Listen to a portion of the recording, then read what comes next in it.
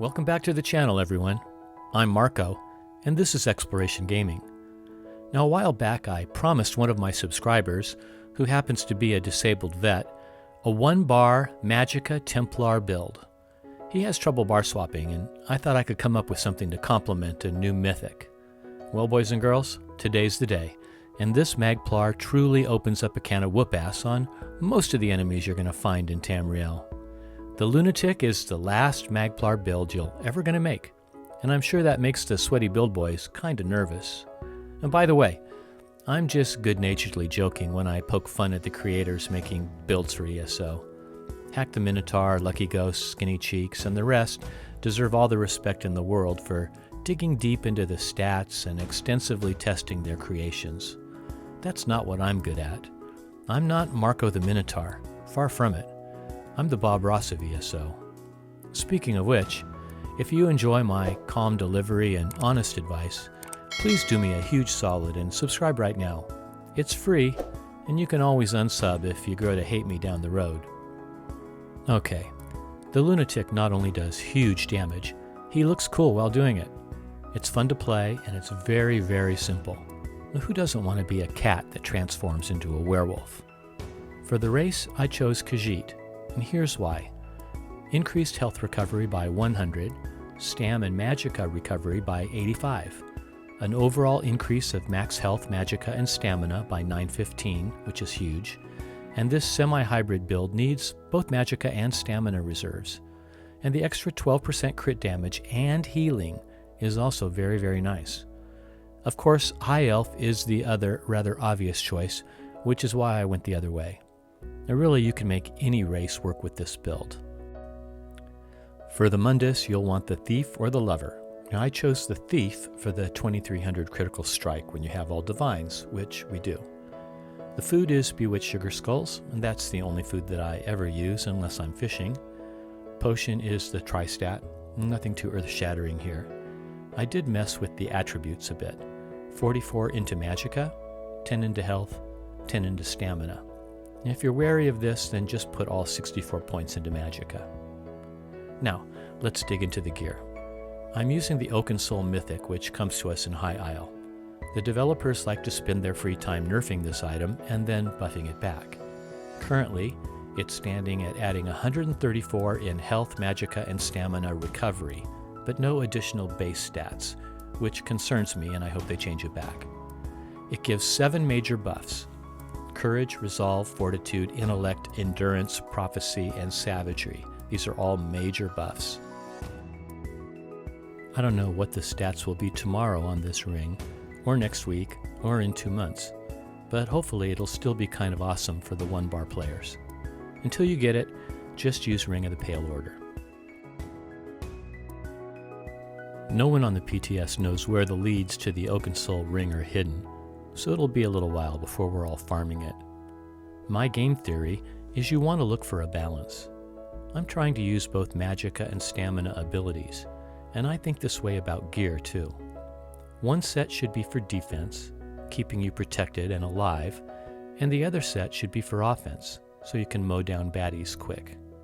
Folks who build using 2 offensive sets are making glass cannons, and unless you're really good at bobbing and weaving, it'll probably end badly for you in a big fight. Our defensive set here is Hexo's Ward. It's a medium overland set that drops in the Deadlands and Fargrave. It can also be bought at guild traders. 2 items adds 657 critical chance, 3 items adds 129 weapon and spell damage, 4 items add 657 critical chance, and I know this set doesn't look very defensive until you get to that 5th item. Dealing direct critical damage, which we will be doing a bunch, grants you a damage shield that absorbs up to 12,305 damage for 6 seconds, and this effect can occur once every 7 seconds. Now that's huge, my friends. It's basically an endless damage shield. Now you want the body pieces on this, so chest, arms, legs, feet, and hands. All divines if you can get them. The next set is a great offensive gear set that every Templar should own, Deadly Strike. It's PvP gear found in Cyrodiil, but it can be bought from guild traders. It's kind of expensive, but it's worth it. We're going to use 2 daggers, 1 ring, 1 necklace, and 1 shoulder piece. Unfortunately, it also only comes in medium. The 2-item bonus adds 129 weapon and spell damage. 3 items add 657 critical chance. 4 items adds another 129 weapon and spell damage. And the 5th item increases our dot and channeled abilities by a whopping 15%.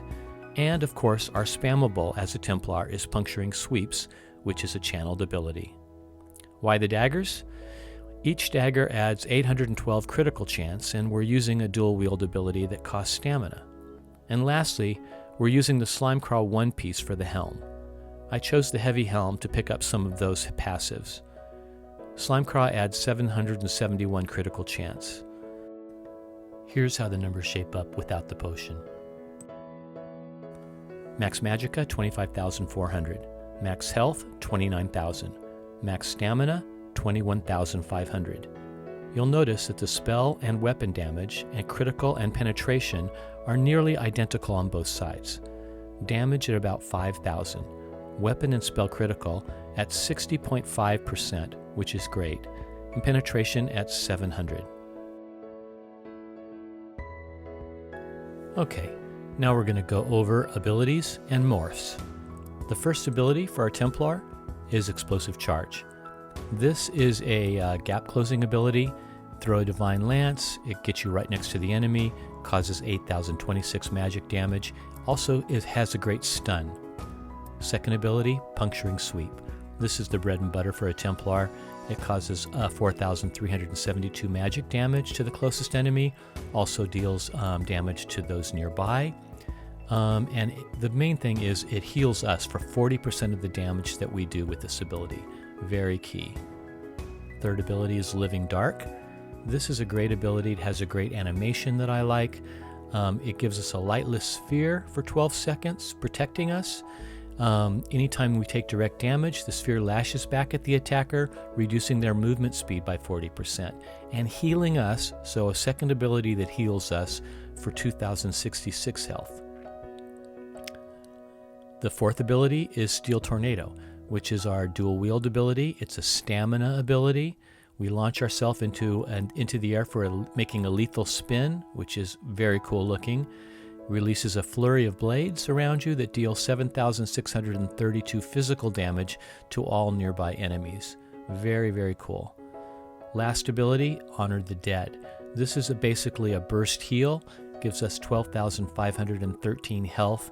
We use this in emergencies, and you will rarely need to use this. And the ultimate ability is, of course, Pack Leader, which changes us into the werewolf. So let's look at the werewolf abilities now, and the morphs. The first one is Brutal Pounce, and much like the Templar ability, the first ability, it's a gap closer. We pounce on the enemy. It causes 7,884 bleed damage. Now the key to this is there's a mechanic to it. If you pounce once and then do a quick light attack and then pounce again within 5 seconds, you get Brutal Carnage. Brutal Carnage is huge. It's a bleed effect, causes 6,420 bleed damage over 10 seconds. So very key to remember to do this, especially to enemies that are low on health, because it causes 450% more damage to enemies under 100% health.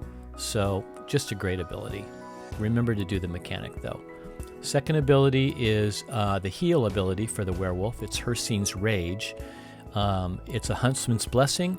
Gives us 11,250 health.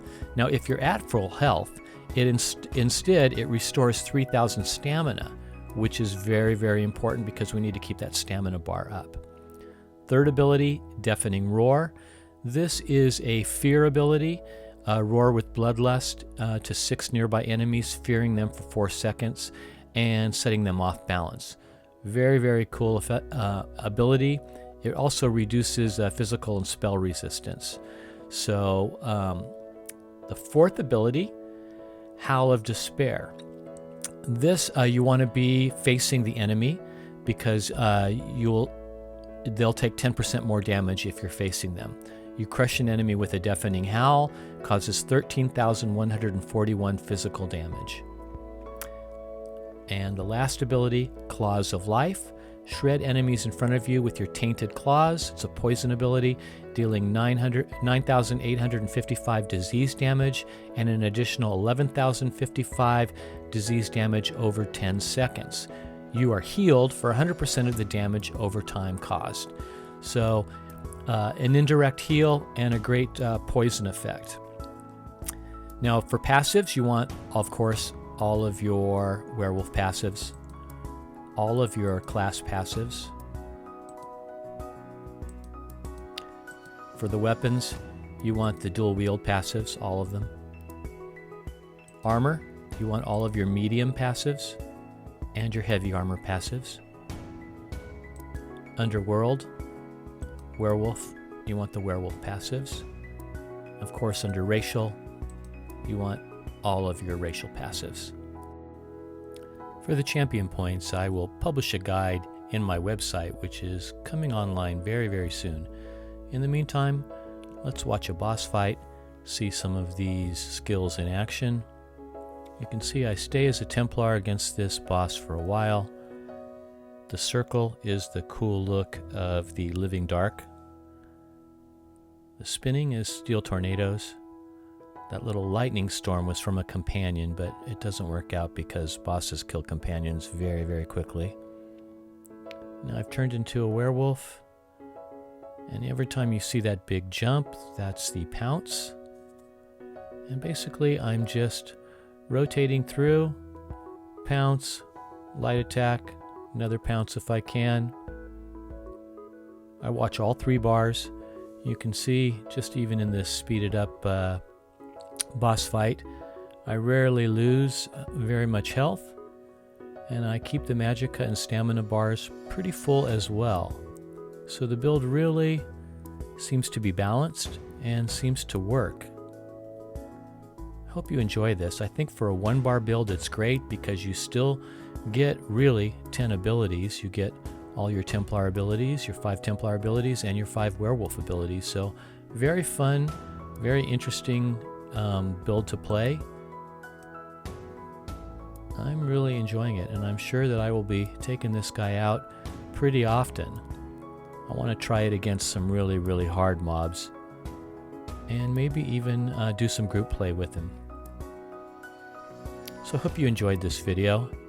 As always, I'm Marco. Stay safe out there, be kind to one another, and keep exploring.